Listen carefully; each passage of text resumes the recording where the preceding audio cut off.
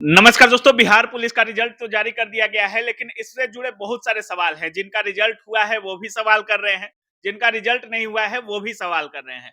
जिनका रिजल्ट नहीं हुआ है वो इसलिए सवाल कर रहे हैं कि मेरा नहीं हुआ, तो क्यों नहीं हुआ? कट ऑफ जारी क्यों नहीं किया गया? नॉर्मलाइजेशन का आधार क्या है? और जिनका हो गया है वो लोग डॉक्यूमेंटेशन को लेकर सवाल कर रहे हैं। एनसीएल का मुद्दा हो या ईडब्ल्यूएस का मुद्दा हो, सारे लोग सवाल कर रहे हैं। और इस पूरे मुद्दे पर बात करने के लिए अभी हमारे साथ बिहार के जाने-माने शिक्षक रहमान सर हमारे साथ हैं।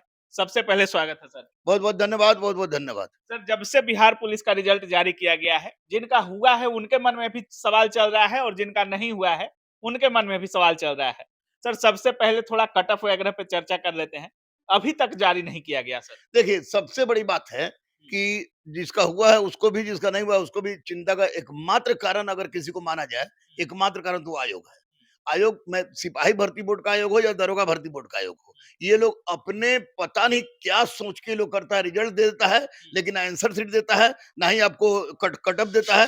दरोगा हालाँकि कट ऑफ दे रहा है, लेकिन सिपाही में तो अजीब टाइप की परिस्थिति है। तो निश्चित रूप से मैं कह दूँ कि जो जिन लड़कों का नहीं हुआ है या जिनका हो गया, 1 आध 2 नंबर का फ़र्क होगा, 1 नंबर का फ़र्क होगा, आधा नंबर का फ़र्क होगा।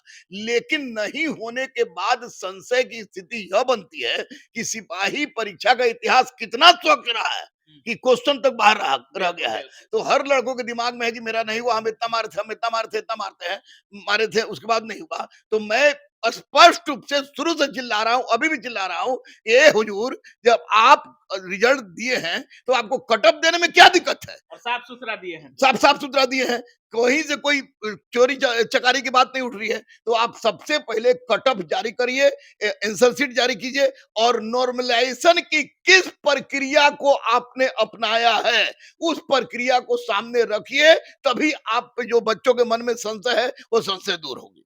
बिल्कुल। सर, बहुत सारे छात्र जिनका नहीं हुआ है, वो तो हकदार हैं जानने के लिए कि मेरा नहीं हुआ तो क्यों नहीं हुआ। वो लोग ये भी कमेंट कर रहे हैं, मैसेज कर रहे हैं कि भैया कैसे रोल नंबर, क्या केवल रोल नंबर को उठा करके सीरियल वाइज़ दे दिया गया है, क्या किया गया है?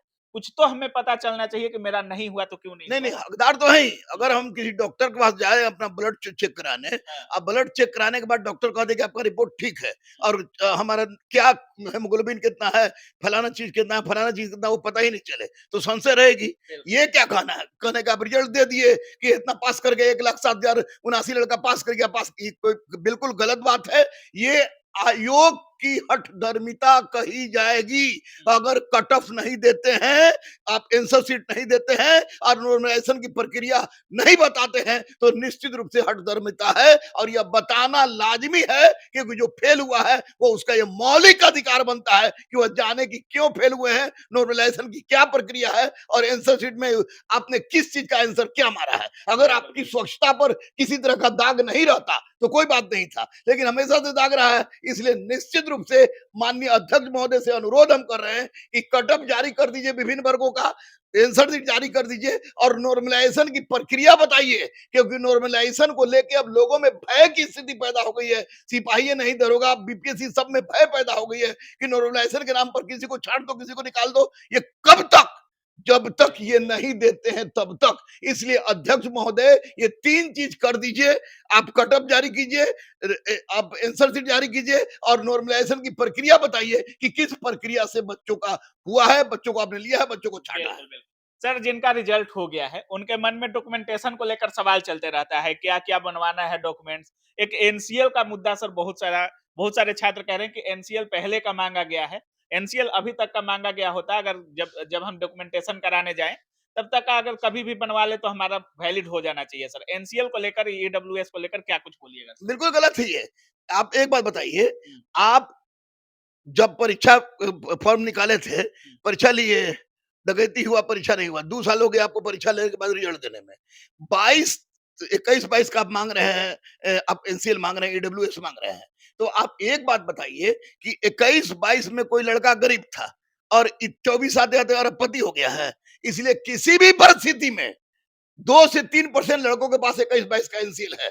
ईडब्ल्यूएस वाला है, आप बहुत सारे लड़के फॉर्म भरने के बाद बनवाते हैं, तो निश्चित रूप से एनसीएल और ईडब्ल्यूएस जब तक लड़कों ने दिया है या अभी तक का इनको मानना ही होगा, क्योंकि अगर ये नहीं मानेंगे तो किसी भी परिस्थिति में रिजल्ट का कोई महत्व नहीं होता है। जब लड़के नहीं रहेंगे तो क्या, ये किस तरह की बात है? 1275 दरोगा में भी इसी तरह हुआ, लेकिन सबको अलाउ किया गया। एनसीएल ईडब्ल्यूएस लेटेस्ट तक को आपको स्वीकार करना पड़ेगा, किसी हालत में करना पड़ेगा।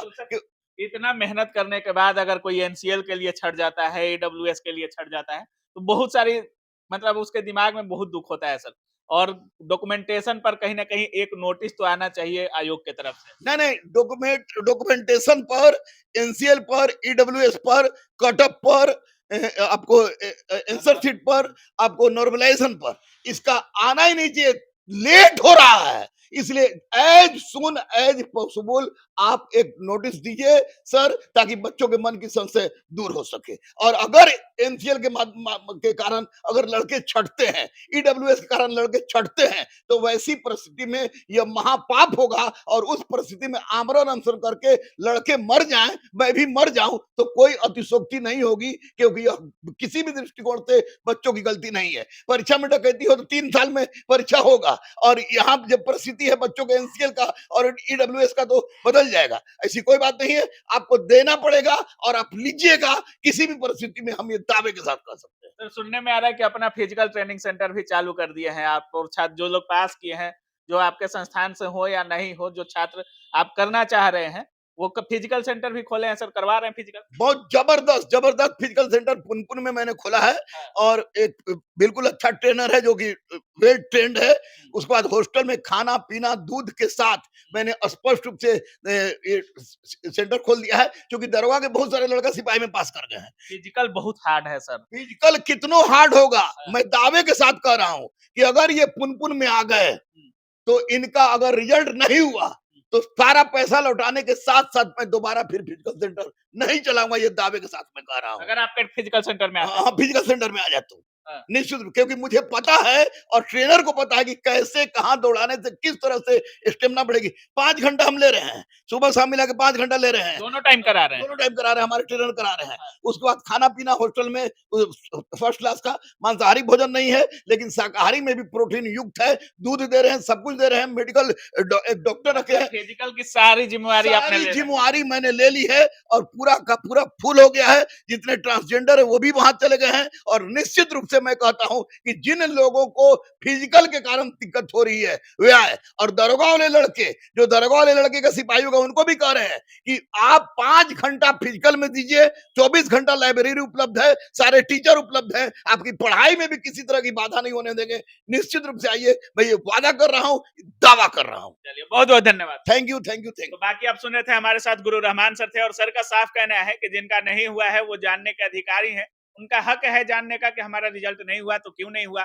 जिनका रिजल्ट हो गया है उनके लिए सर का साफ कहना है कि डॉक्यूमेंट में एनसीएल पर को लेकर के थोड़ा परिवर्तन जरूर करना चाहिए। बाकी रहमान सर ने फिजिकल सेंटर भी खोल रहा है, और सर दावा कर रहे हैं कि अगर नहीं रिजल्ट हुआ तो दोबारा से हम फिजिकल सेंटर नहीं चलाएंगे। बाकी अब क्या कुछ सोच रहे हैं इस पूरे वीडियो के बारे में, कमेंट सेक्शन में जरूर रखिएगा। आप देख रहे थे काबिल न्यूज। जय